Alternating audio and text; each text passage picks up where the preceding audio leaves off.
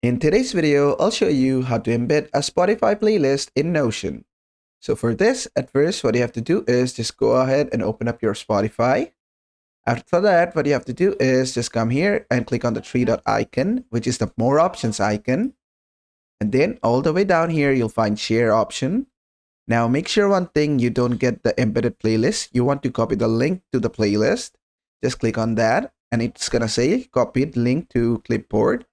Then you can minimize it. And now to embed the playlist in Notion, what you have to do is just come here and press anywhere. It's gonna say press slash for commands. So press slash, then type embedded, and you'll find embed option, and it's gonna ask you to upload something or maybe paste the link. We copied the link, we're gonna right click and paste it over here.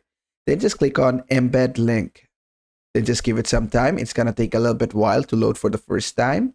And you're gonna find your playlist over here. You can change the size as well.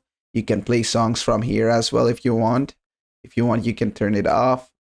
And you can do whatever you want. You can resize it however you want. And basically that is it. And that is how to embed a Spotify playlist in Notion. I hope this video was helpful. If it was, please give it a thumbs up. And don't forget to subscribe.